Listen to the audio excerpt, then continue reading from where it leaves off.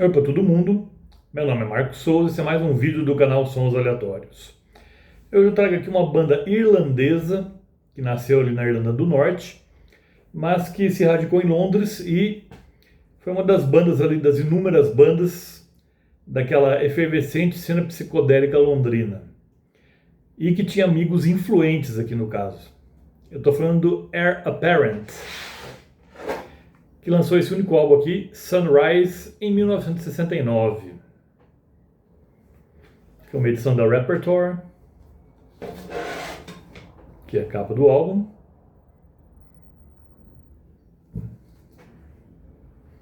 E tem aqui uma breve história da banda aqui, mais o catálogo do selo também aqui. Então a origem do Heir Apparent é Heir Aparente, que escreve-se, mas a pronúncia britânica ao menos é Heir Apparent. A origem delas remonta a uma banda chamada The People, ainda lá na Irlanda do Norte, aí em Belfast. E dessa banda aí participaram alguns músicos que teriam um certo renome depois. Então, como The People ainda, eles se mudaram para Londres em 1967, tudo acontecia em Londres. E eles logo ali foram acolhidos pelo empresário do Jimi Hendrix, na época, o ex-baixista do Animals, o Chas Chandler. E eles fizeram uma amizade sólida com o pessoal do Experience. Tanto que esse álbum aqui foi produzido por ninguém menos que Jimi Hendrix. Então eles conseguiram lançar um single pela Track Records em 1968, no início de 68, com as canções Follow Me e Here I Go Again. Mas só lançaram esse single pelo selo Track. Depois, logo em seguida, o Chas Chandler botou eles para excursionar com o Jimi Hendrix Experience, o Soft Machine e o Animals, do Eric Burdon and the Animals, nessa época, lá nos Estados Unidos. E foi uma turnê relativamente longa ali, que eles ficaram mais próximos ali tanto do pessoal do Experience quanto do Soft Machine, também Robert White também era amigo da banda. E nos Estados Unidos, em Los Angeles, gravam esse álbum aqui, em outubro de 68. Porém, só em 69, só em maio de 69 que esse álbum seria lançado, quase um ano depois. E quando eles partiram para turnê americana ali, abrindo shows para o Experience e para o Soft Machine, para o Animals também, eles tinham como formação ali o vocalista e guitarrista base Ernie Graham, o guitarrista solo Harry McCullough, o baixista Chris Stewart e o baterista David Lutton. Só que e também foi essa formação que lançou o single pela Track.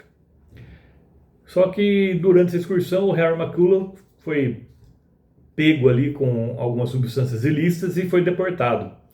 Daí precisou vir outro guitarrista para substituí-lo e foi o Mick Cox como guitarrista solo. E foi com essa formação do Ernie Graham, Mick Cox, Chris Stewart e David Lutton que eles gravaram o álbum e também gravaram um single que saiu antes do álbum, ali no início, em março de 69, 2 meses antes do álbum, que é com Rock and Roll Band e Yes I Need Someone, com essas faixas. E Yes I Need Someone aparece no álbum. As duas faixas gravadas ali pelo selo Track e mais Rock and Roll Band, do lado A ali do segundo single, primeiro pelo selo Buddha, não fazem parte do álbum, original pelo menos. E então aqui, esse álbum aqui, eu não vou dizer que ele é uma obra-prima psicodélica, ele tem alguns momentos de baixa, mas tem várias canções interessantes aqui e que valem bem a pena ouvir. Já começando com Yes I Need Someone, que abre o álbum e também fez parte do segundo single deles, o primeiro pelo selo Buddha. Essa aqui é uma música bem psicodélica e bem energética também, eu gosto bastante. Já a coisa decai bastante na segunda canção, que é Gotta Get Away, que eu já acho um pop psicodélico meio anêmico, não não é de grande nota, porém a terceira faixa eles retomam a qualidade ali com The Clown, uma grande canção, também psicodelia mais assim, mais vigorosa. E nessa The Clown, possivelmente a gente tem backing vocals aí do Noel Redding e do Robert White. E depois, uma das melhores faixas, Mr. Guy Fawkes. Aqui é uma linda balada, que tem é bem atmosférica, tem vários momentos ali. E faz referência ao Guy Fawkes, que é um personagem lendário aí da história do Reino Unido, da Inglaterra em especial. Que era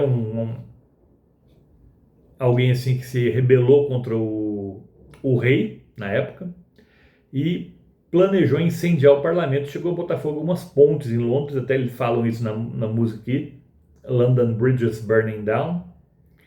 E o rosto do Guy Fawkes supostamente aí serviu de inspiração para a máscara ali do V de Vingança ali da série.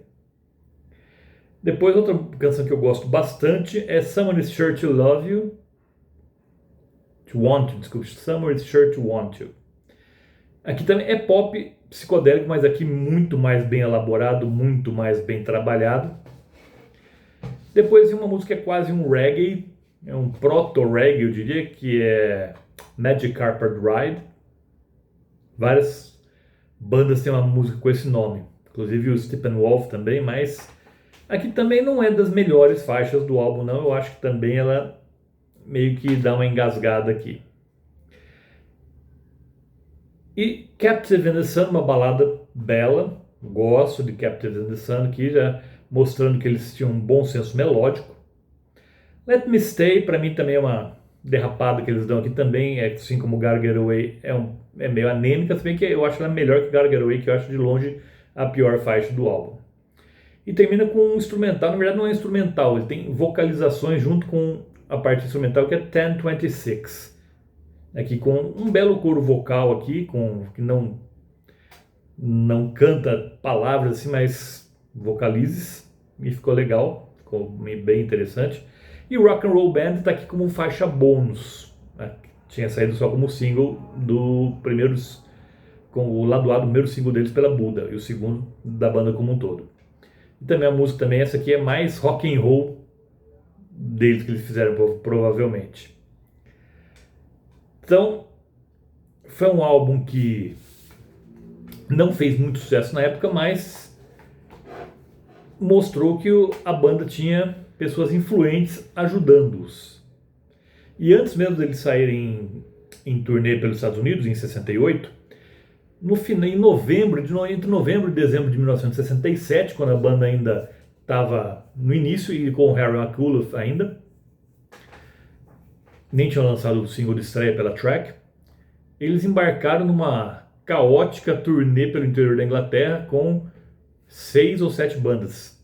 Era o Jimi Hendrix Experience, que era a atração principal, mas tinha também o The Move, o Pink Floyd do Syd Barrett, estava aqui, o Amen Corner, o The Nice, com o Keith Emerson e ainda o Dave O'Leary na guitarra, o Heir Apparent e o Outer Limits, que é a banda menos conhecida ali dessas 7. Então essa turnê foi bem caótica, serviu para estreitar laço do pessoal do Experience com o Heir Apparent e também com o The Move, o pessoal do The Move e do Experience. Eles tinham uma certa camaradagem, porém mostrou que o Syd Barrett já estava num estado mental lastimável, que ele praticamente não socializava com ninguém, nem mesmo com os outros integrantes do Pink Floyd. E o Pink Floyd foi considerado ali pelas outras bandas um pessoal meio snob, assim, porque não era de ficar conversando muito com as outras bandas. Naquela época o Roger Waters já devia ser considerado um xarope, muito provavelmente. Lembrando que ainda não tinha David Gilmour no Pink Floyd. E eles chegaram a gravar, ao que tudo indica, material para um segundo álbum que seria produzido pelo Robert Wyatt, mas esse álbum nunca viu a luz do dia, nunca foi lançado. E logo após o lançamento desse álbum, logo após a gravação, quando lançou já era outro. Logo após a gravação desse álbum, o guitarrista Mick Cox saiu, entrou o Dave Taylor, tinha apelido de Tiger, que tinha feito parte do The People lá atrás, a banda que deu origem ao Heir Apparent.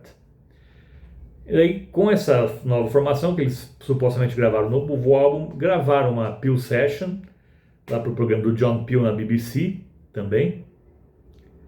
Mas em maio de 1970 a banda acabou se separando e alguns aqui, como eu falei, alguns músicos tiveram uma carreira assim, pelo menos como músico de estúdio. O Chris Stewart foi um baixista muito requisitado nas décadas de 70, 80. Ele trabalhou com o Joey Cocker, com o Jim Capaldi, com o Eric Burdon e por aí vai. O baterista Dave Lutton, ele fez parte do T-Rex entre 74 e 76. O Ernie Graham chegou a montar uma banda de pub rock chamada Clancy, mas que não deu em nada, e logo depois ele acabou desistindo do meio musical, entrou mais para política britânica mesmo. Mas ficou aqui o registro de uma banda que, se não era perfeita, longe disso, produziu coisas bem interessantes aqui nesse álbum, Sunrise, de 1969. E lembro vocês, toda terça-feira tem vídeo novo aqui no canal. Por hoje eu fico por aqui. Vejo vocês na próxima terça-feira. Até lá!